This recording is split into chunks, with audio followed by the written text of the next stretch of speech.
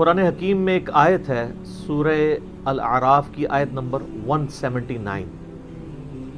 یہ قرآن حکیم میں چند سخت ترین آیات میں سے ہے، اور اس میں اللہ تعالیٰ کی طرف سے ایک بہت بڑا یونیورسل ٹروتھ اور بڑی ہی ایک ڈینجرس خبر انسانیت تک پہنچائی گئی ہے. اعوذ باللہ من الشیطان الرجیم، بسم اللہ الرحمن الرحیم. وَلَقَدْ ذَرَأْنَا لِجَهَنَّمَ كَثِيرًا مِنَ الْجِنِّ وَالْإِنسِ، اور بے شک جنوں اور انسانوں کی اکثریت ہم نے پیدا ہی دوزخ کے لیے کی ہے. اللہم اجرنا من النار، آمین. لیکن یہ اللہ نے کوئی ظلم نہیں کیا، بلکہ اللہ تبارک و تعالیٰ نے اس کی ریزن بھی بتائی ہے. یہ اللہ کا ایکسپرٹ اوپینین ہے کہ یہ جو انسانیت اور جنات یہاں پہ آباد ہوئے ہیں، ان میں سے الٹیمیٹلی اکثریت دوزخ میں ہی جائے گی. بڑے کم لوگ ہوں گے جو جنت میں جانے میں کامیاب ہوں گے. جو سورۃ العصر میں بھی آیا والعصر ان الانسان لفی خسر، زمانہ گواہ ہے اس بات پہ کہ ساری انسانیت گھاٹے میں ہے، سوائے ان لوگوں کے جو ایمان لے آئے، نیک اعمال کیے اور نیکی کی تلقین کرتے رہے اور صبر کی تلقین کرتے رہے.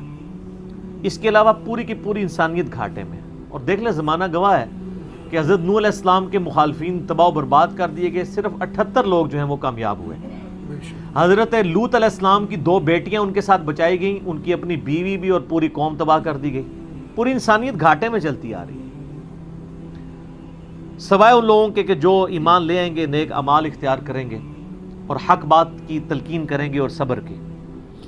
یہاں پہ سورہ الاعراف کی آیت نمبر 179 میں ہے کہ بے شک جنوں اور انسانوں کی اکثریت پیدا ہی دوزخ کے لیے ہوئی ہے. بولے اعوذ باللہ تعالی. لہم قلوب لا یفقہون بہا، ان کو ہم نے دل دیے تھے، عقل دی تھی، لیکن وہ اس سے سوچتے ہی نہیں ہیں. وَلَهُمْ أَعْيُنٌ لَا يُبْصِرُونَ بِهَا، ان کو ہم نے آنکھیں دی تھی لیکن آنکھوں سے دیکھنے کا سا دیکھنا نہیں دیکھتے، عبرت نہیں پکڑتے. وَلَهُمْ آذَانٌ لَا يَسْمَعُونَ بِهَا، اور ان کو ہم نے کان دیے تھے لیکن سننے والا سنتے ہی نہیں ہے. أُولَئِكَ كَالْأَنْعَامِ بَلْ هُمْ أَضَلُّ، ایسے لوگ چوپایوں کی مانند ہیں بلکہ ان سے بھی بدتر ہیں، جو اپنی عقل، آنکھیں اور کان استعمال کر کے حق بات تک پہنچنے کی کوشش نہیں کرتے. اولئک هم الغافلون، ایسے ہی لوگ ہیں جو اصل میں غافل ہیں. تو اللہ تعالیٰ نے یہ یعنی اس میں ایک غیبی خبر دے دی ہے کہ الٹیمیٹلی یہ ہونے والا ہے. مطلب کیا کہ اب جس نے تیاری کرنی ہے وہ خود تیاری کر لے. اس کو میں ایک مثال سے سمجھاتا ہوں کہ اس وقت تقریباً یہاں پہ 80 کے قریب لوگ بیٹھے ہیں، اور میں یہ کہوں کہ میں ایک گولی چلاؤں گا جس کو بھی لگ جائے، تو ہم میں سے کیا ہر شخص یہ سوچے گا کہ یار ایک ہی گولی ہے، 80 بندے ہیں، کسی اور کو ہی لگے گی، ضروری ہے مجھے ہی لگنی ہے؟ ایسا تو کوئی نہیں سوچے گا، سب دڑکی لگا دیں گے. لیکن آخرت کا معاملہ کیا ہے؟ بخاری اور مسلم دونوں کی حدیث ہے متفق علیہ کہ آدم علیہ السلام کو حکم ہوگا کہ جنتیوں اور دوزخیوں کو الگ کرو. حضرت آدم علیہ السلام پوچھیں گے کہ اے اللہ کتنے جنتی اور کتنے دوزخی؟ تو اللہ تعالیٰ فرمائے گا ہر 1000 میں 999 دوزخی اور صرف 1 جنتی. تو یہاں اگر 1000 بندہ اور میں کہوں ایک گولی چلے گی، ہر بندہ بھاگنے کی کوشش کرے گا. لیکن آخرت کے بارے میں یہ حال ہے کہ ہر ایک بندہ یہ امید لگائے ہوا ہے کہ وہ جو ایک بچے گا نا وہ میں ہوں گا. اور ادھر 1000 بندے کے اوپر ایک گولی چلائی جائے تو 1000 کا 1000 سوچے گا جو ایک پھڑکے گا وہ میں ہوں گا. بالکل 180 ڈگری سوچ ہے. یا اس کو یوں سمجھے کہ میں کہوں کہ ایک گولی چلاؤں گا 999 بچ جائیں گے، ایک کوئی لگے گی. کوئی نہیں کہے گا یار 999 بچنے ہیں تو چلو ایک میں بھی ان میں بچنے والوں میں ہوں گا، کہے گا نا کدھر میں ہی نہ پھنس جاؤں. اور آخرت میں تو معاملہ بالکل الٹ ہے. بہت کریٹیکل ایشو ہے. انسان کو اپنی آخرت کی فکر کرنی چاہیے، اللہ کو سیریس لینا چاہیے. جو لوگ دنیا میں اللہ کو سیریس لیتے ہیں وہی اپنی اصلاح کر لیتے ہیں، ورنہ اللہ تو بے پرواہ ہے. یقین کریں پوری کی پوری انسانیت دوزخ میں چلی جائے اللہ کو کوئی پرواہ نہیں ہے، پوری کی پوری انسانیت جنت میں چلی جائے اللہ کو کوئی پرواہ نہیں ہے. اور یہ جو اکثر لوگ مثالیں دیتے ہیں کہ جی دیکھیں کوئی ماں اپنے بچے کو کیسے دوزخ میں پھینک سکتی ہے، تو اللہ تعالیٰ تو ماں سے بھی بڑھ کے محبت کرتا ہے، وہ کیسے پھینکے گا؟ بھائی اس لیے پھینکے گا کہ اللہ تعالیٰ کے وہ احساسات نہیں ہیں جو ایک ماں کے ہوتے ہیں. ماں تو اپنی نفسانی خواہش یا محبت کی وجہ سے مغلوب ہو جاتی ہے، لیکن اللہ مغلوب نہیں ہوتا. اللہ تعالیٰ کیا فرعون سے اس کی ماں سے بڑھ کے محبت کرتا ہے جو اس کا باغی ہے؟ یہ محبت تو ان لوگوں کے لیے جو اس کے تابع فرمان ہو. جو اللہ کے دشمن ہیں ان کے بارے میں تو اللہ تعالیٰ فرماتا ہے انا من المجرمین منتقمون، ہم مجرموں سے انتقام لے کے چھوڑیں گے. ان کے لیے یہ معاملہ نہیں ہے. ہمیں تو یہ بتایا گیا ہے اللہ تعالیٰ ایک بوڑھی نانی اماں ہے جس نے یہ ایک نعوذ باللہ ایک سسٹم چلایا ہوا ہے، اینڈ پہ سب کچھ چھوڑ دے گا. نہ، اگر یہ بات ہوتی تو انبیاء کرام علیہ السلام کی تعلیمات اس طرح کی نہ ہوتی کہ لوگ جو ہے وہ کیجول زندگی گزارنا شروع کرتے ہیں. بڑی سٹرکٹ تعلیمات ہیں. جامع ترمذی میں حدیث ہے کہ سیدنا عثمان غنی رضی اللہ تعالیٰ عنہ علیہ السلام کے بارے میں آتا ہے کہ وہ جب کبھی قبرستان جاتے تو اتنا روتے کہ ان کی داڑھی آنسوؤں سے تر ہو جاتی. تو اصحاب پوچھتے کہ آپ کے سامنے جب جہنم کا ذکر ہوتا ہے آپ پہ اتنی خشیت طاری نہیں ہوتی، لیکن قبرستان میں قبر کے سامنے یہ معاملات آپ کے ساتھ کیوں ہوتے ہیں؟ تو انہوں نے کہا کہ میں نے نبی علیہ السلام سے خود سنا تھا کہ قبر آخرت کی منزلوں میں سے پہلی منزل ہے، جس کی یہ منزل پھنس گئی اس کی اگلی منازل مشکل ہو جائیں گی، اور جس کی یہ منزل آسان ہوئی اس کی اگلی منازل آسان ہوتی چلی جائے گی. یہ وہ شخص کہہ رہا ہے جسے 3 دفعہ جنت کی بشارت ملی ہوئی ہے. ہمارے پاس کوئی جنت کا ٹکٹ نہیں ہے اور ہماری بے پرواہی اپنے عروج کے اوپر ہے.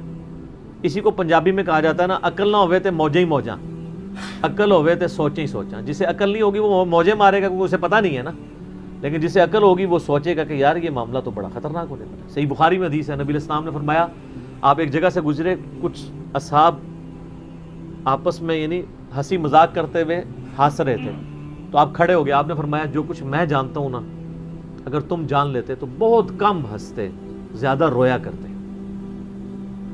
بہت سیریس کیس ہونے والا ہے. صحیح مسلم میں حدیث ہے، آپ علیہ السلام فرمایا میں نے ارادہ کیا کہ میں اللہ سے دعا کروں کہ تمہیں عذاب قبر سنوا دے. دکھانے والی تو کہانی ختم سر، سنوا دے. لیکن مجھے ڈر ہوا کہ اگر تم نے عذاب قبر سن لیا تم اپنے مردوں کو دفنا نہیں چھوڑ دو گے، ایسی خشیت تم پہ طاری ہو جائے گی. لیکن یہ اللہ تعالیٰ نے سب کچھ پردے میں رکھا ہوا ہے سر. صحیح بخاری میں حدیث ہے کہ میت جو ہے وہ چارپائی پہ کلام کرتی ہے. نیک میت کہتی ہے مجھے جلدی جلدی میری جگہ کی طرف لے چلو، اور جو بری میت ہے وہ چیخو پکار کرتی ہے کہ مجھے کہاں لے کر جا رہے ہو.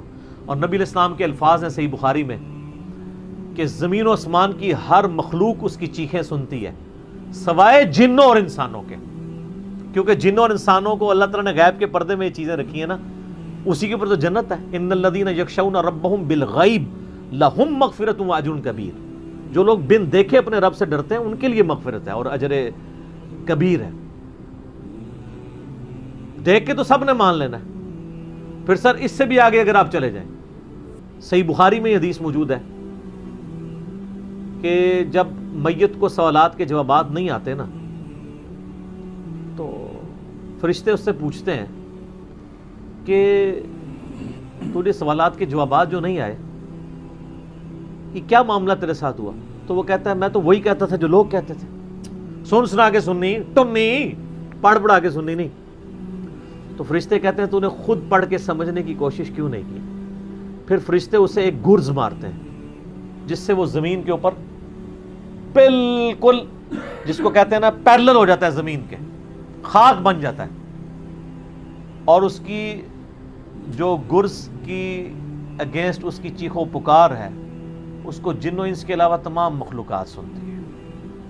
اگر یہ سن لیں تو ظاہر ہے یہ تو پھر انسان کے بچے نہ بن جائیں.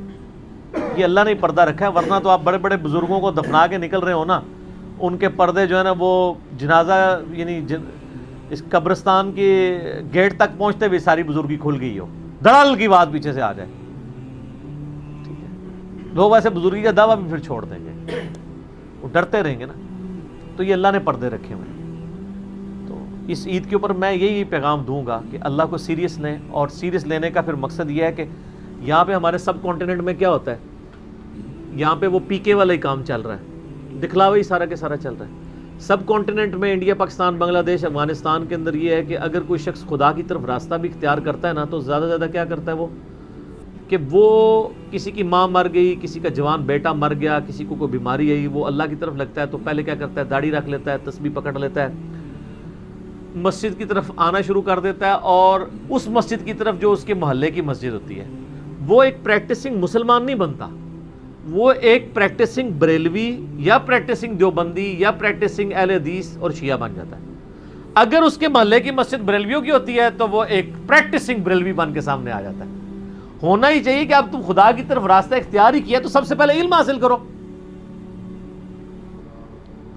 انما یخشی اللہ من عبادہ العلماء، اللہ کی خشیت تو اہل علم کو ہے، علم نہیں حاصل کرتے جو جدھر لگے نا اسی طرف چل پڑتا ہے۔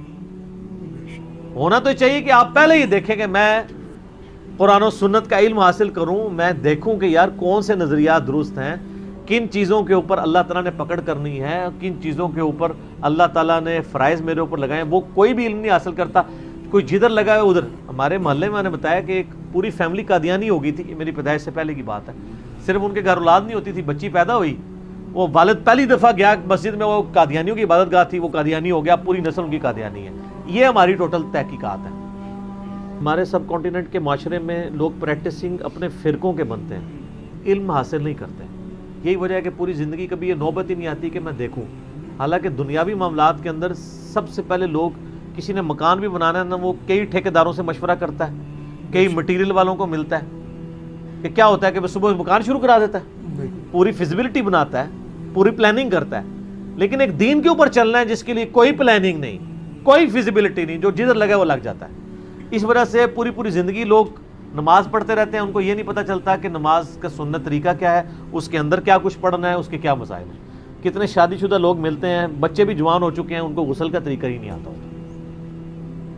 تو علم بنیادی چیز ہے، اس کے اوپر بنیاد رکھیں، اس کے بعد جو ہے وہ آخرت کی طرف آپ کی رہنمائی ہوگی، لیکن علم کے بغیر کچھ بھی نہیں ہوگا۔ اس لیے میں اس عید کے موقع پر ریکویسٹ کروں گا جہاں تک بھی ہماری بات پہنچتی ہے کہ یہ سچائی کا پیغام سب سے پہلے اپنے اوپر لاگو کریں، پھر جاگو اور جگاؤ کی مہم شروع کریں، انسانیت کو بتائیں کہ کتنی بڑی مشکل میں وہ پھنسنے والے ہیں، کتنا بڑا معاملہ ان کے ساتھ ہونے والا ہے، اور یہ اتنا بڑا معاملہ ہے کہ یہ تو چوکوں پہ کھڑے ہو کے اور بڑی بلڈنگز کی چھتوں پہ کھڑے ہو کے اسپیکر فٹ کر کے لوگوں کو یہ بتانے کی ضرورت ہے۔